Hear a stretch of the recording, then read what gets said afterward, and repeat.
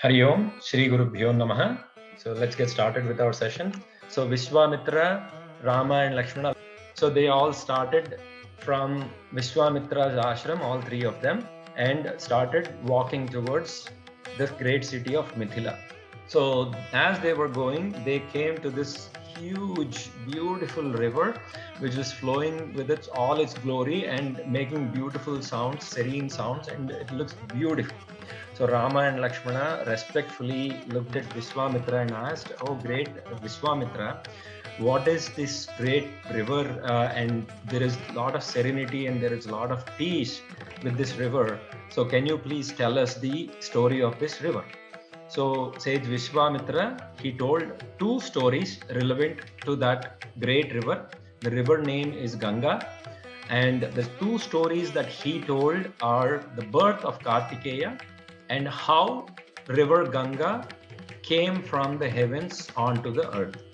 So first we are going to listen to the story of birth of Kartikeya.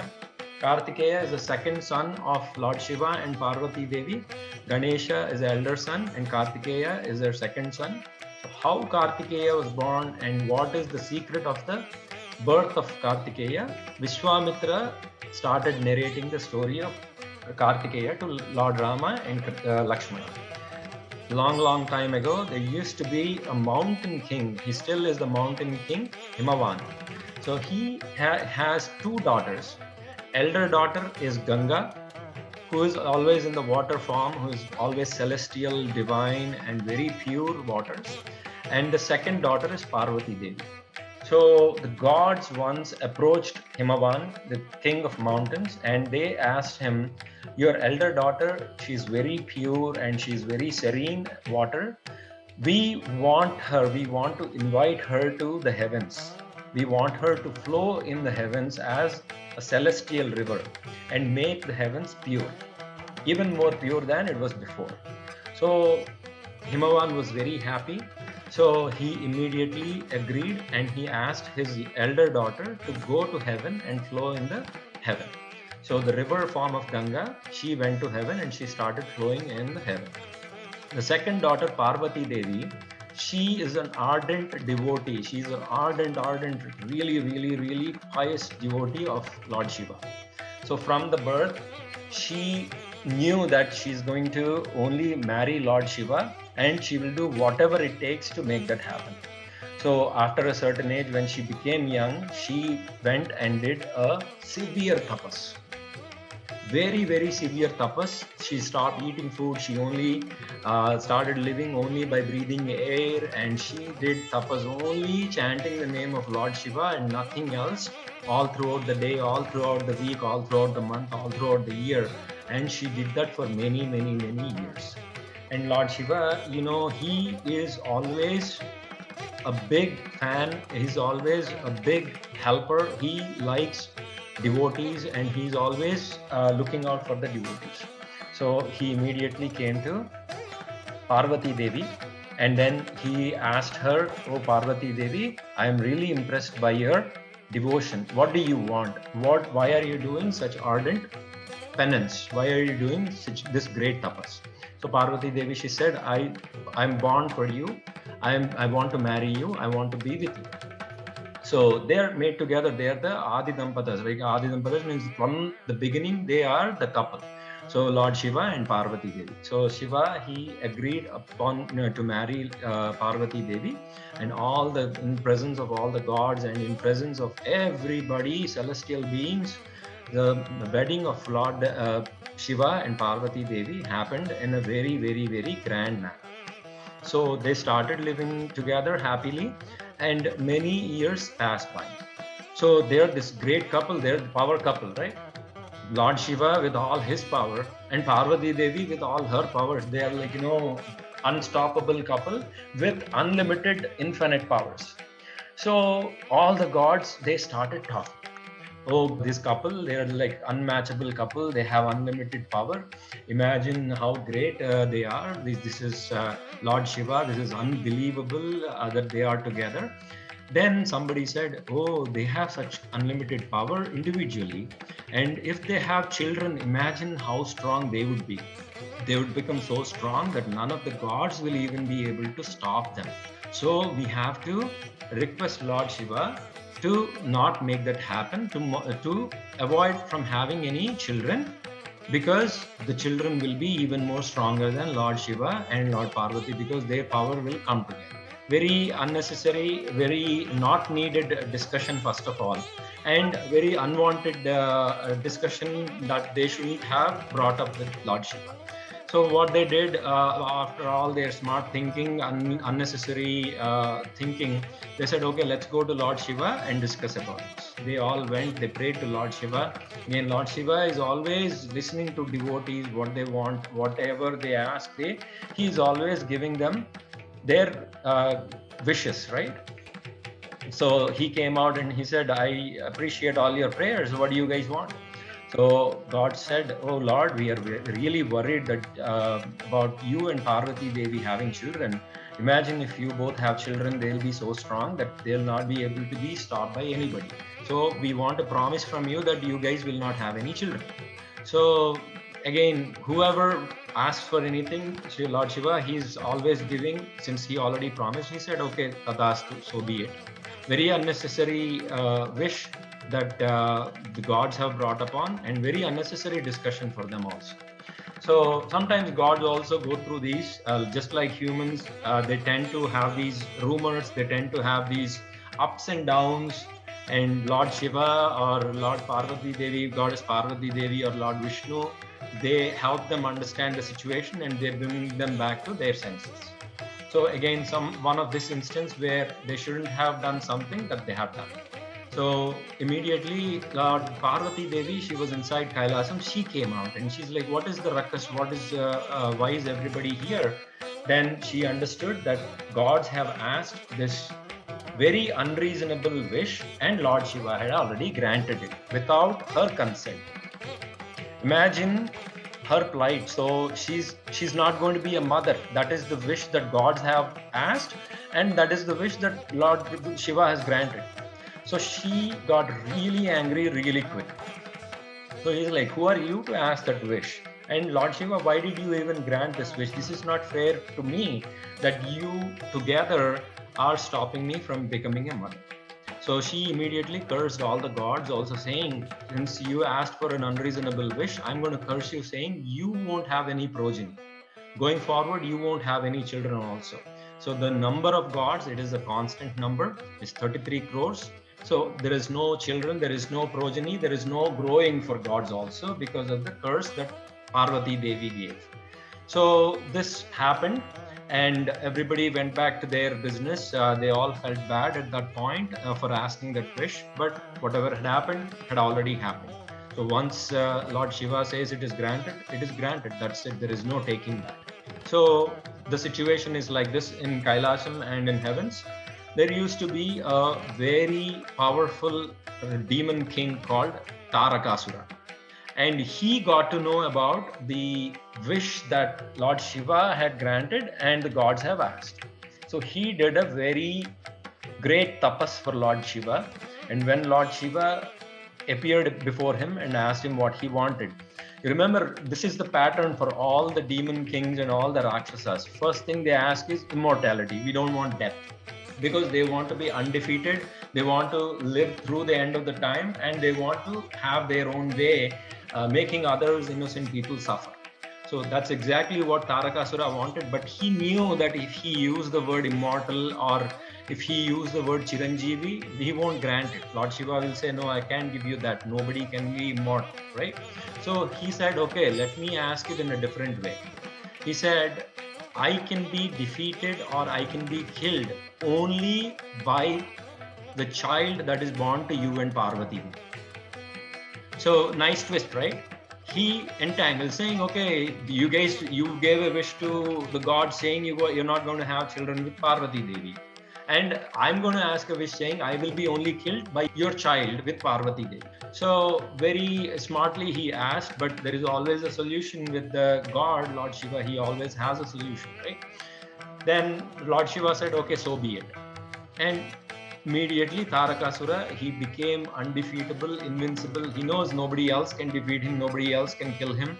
What is the first thing he does? He goes to all the worlds, he conquers everything, he starts torturing innocent people, he declares war against everybody in sight, and he makes everybody his slaves. And gods immediately they realize their mistake. First of all, they did an unwanted business, unnecessary for them totally. They went and asked something that they shouldn't have asked from Lord Shiva and Parvati Devi.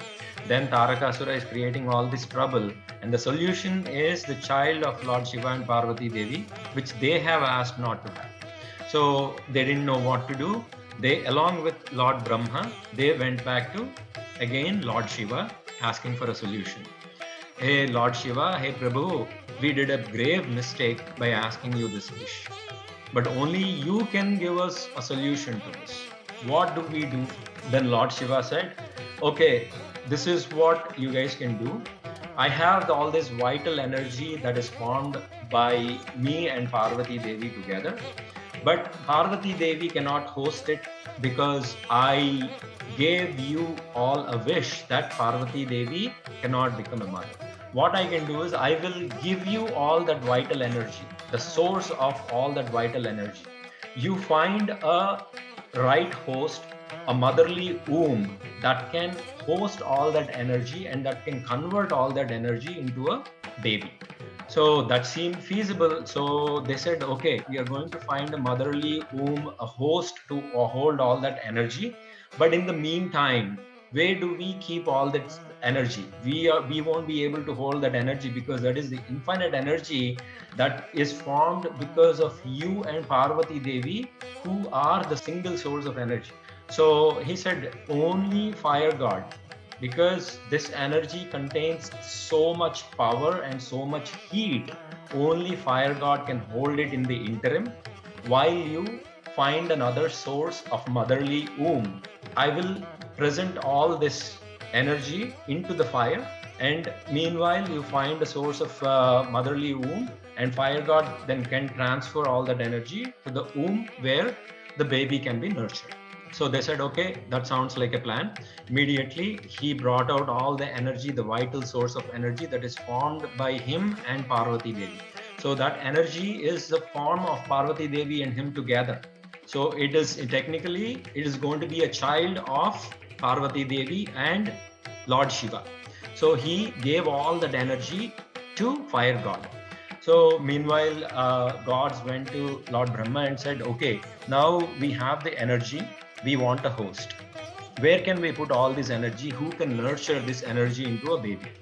And he said, one source that I can think of is Mother Earth.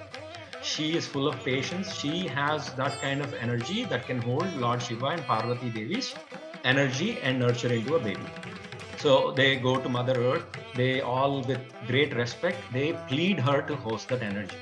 Mother Earth said, this is a great opportunity for me because first, it is the deed of gods. Second, it is the energy of Lord Shiva. How lucky am I to be able to host that energy? So she happily agreed. And fire god Agni Deva, he then, with all the rituals, he poured all that energy onto earth. But the one thing that she didn't realize is that that energy is unlimited and infinite. Her energy or her strength, her power, she's not able to tolerate all that energy, that heat. I told you, right? Extreme heat coming out of the vital energy that was given by Lord Shiva.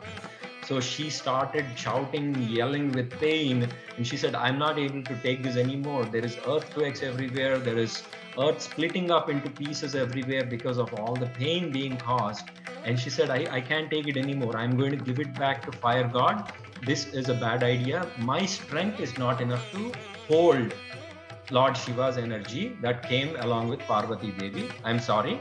And then she gave it back to fire god. So they're back to square one. They thought they had a solution, but gods, they don't have anything in their hand. They went back to Lord Brahma saying that did not work. What do we do next? How do we find a host that can hold this energy? Then Lord Brahma said, there is the celestial river that is flowing in heaven, Ganga Devi.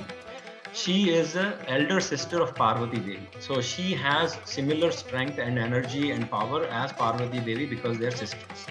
And she's a very, very, very huge celestial divine water source. So she will be able to withhold that kind of heat also because of all these reasons. And she is a sister of Parvati Devi, so she will be okay for Ganga Devi to hold on and nurture their baby, Lord Shiva's and Parvati Devi's baby. So go ask her if she will be able to help. So gods went back and they said, okay, Ganga Devi, we pray to you. We need your help. Only you can host the baby from the source of the energy that came from Lord Shiva and Parvati Devi. Will you be able to help us out? Again, great opportunity, right? So to be able to host this great energy and to be able to help out gods, Ganga Devi said, okay, I will definitely help you. Let me try and see if I can do this, nurture the baby and make this great deed happen for you. So the gods, along with Agni, fire god, they gave all that energy that they got from Lord Shiva into Ganga Devi, the river form of Ganga Devi. So initially she was able to hold it because she's a form of water too. She's a cooling agent and the energy is a heating agent. So she was able to offset it a little bit. But her strength and her coolness is getting reduced by the minute because of the strength that is coming out from the energy. Because the source of the energy, imagine it is the source of energy is Lord Shiva and Parvati Devi. So extreme heat, infinite energy. So for a while she was able to hold it. After a little bit she was like, I cannot hold this anymore. I've done enough. I think I was able to create and nurture the baby enough, but this heat I cannot tolerate anymore. I'm going to leave the energy source onto earth near a river where there are all the reeds and grass bushes.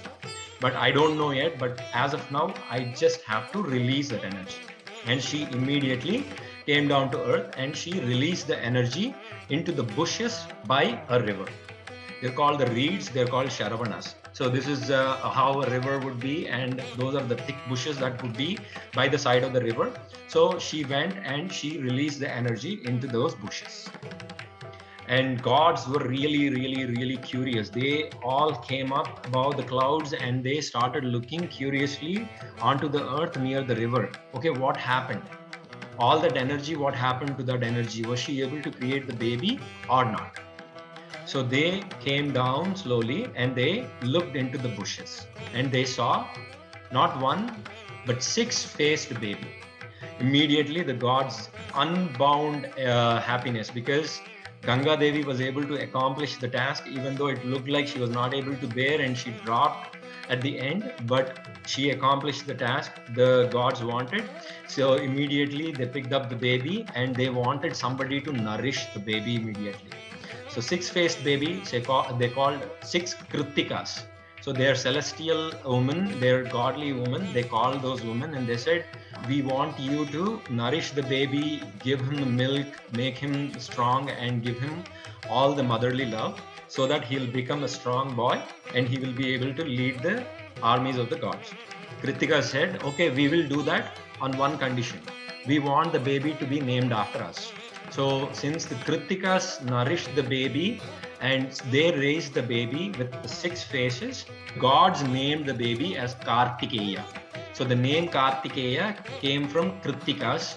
So if you think about the origin or the birth of Kartikeya, that is why this story is so special. So who all were involved? Lord Shiva and Parvati Devi, the energy originated from them. Kartikeya is their son. First, Goddess Earth, she said she will hold. That energy was held by Goddess Earth. And Agni Deva, fire god, he held that energy. So he also carried and was a part of the birth process. And then once Ganga Devi agreed to hold the power, so Ganga Devi was also a hostess to that energy. And then Krittikas, after the birth of the baby, Krittikas mothered the baby, nourished the baby in 6 different forms, and then gave milk and made him strong. So they are also part of the birth. And all this together, a strong, a very beautiful baby, Kartikeya, was born. So he immediately made everybody happy, and everybody came down to earth, all the gods, and they immediately blessed him with all extreme powers and intelligence and education. And Lord Shiva and Parvati Devi, they came and they also blessed him with all the powers and all the strength that he needs to lead the armies of gods. So he immediately grew up to be a very strong, intelligent boy with all the powers. And because he is the pure form of knowledge and pure form of energy that came from Shiva and Parvati Devi, he has a name called Subramanyam. Subramanyam means pure mind. And then because he was nourished and raised by the Kritikas, and they asked him to be named after them, he is named as Kartikeya also. And because he was dropped during the birth process by Ganga Devi, she said, I'm not able to tolerate, and she dropped him into the reeds, into the grass bushes. He's also named as Skanda. Sharavana, those bushes that we saw in the picture, those are called Sharavanas in Sanskrit. Since he was dropped into those bushes as a baby, he is also called as Sharavana. And Pavaki, he also has a name called Pavaki because Pavaka is a name of fire god, and Pavaki is who originated from Pavaka, the fire god. Kartikeya also has a name called Pavaki, and also he has a name called Shanmukha because he was born with 6 faces. So these are all the different names given to Kartikeya when he was born to Lord Shiva and Parvati Devi. So that is the birth story of Kartikeya. So as he grew up, once he became big and strong, he was given the position of chief commander of all the gods. So he leads the armies of gods and he leads them to all victories. Same thing happened with the battle with Tarakasura also. Once he became the chief of commander, gods know that he is the one person that can kill Tarakasura. So he successfully led the armies of gods and he won the battle with the Tarakasura and his armies. And without a doubt, without fail, he killed Tarakasura in that battle. So gods were very, very happy. They got their old glory back. They got all their kingdoms back. And they went to Kailasa and they prayed to Lord Shiva and Parvati Devi and Kartikeya. And they thanked them very, very much. So that is the story of Kartikeya. Loka samasta sukhino bhavantu. Om Shanti Shanti Shanti. Sarvam Shri Krishnarpanamastu. Shri Gurubhyo Namah.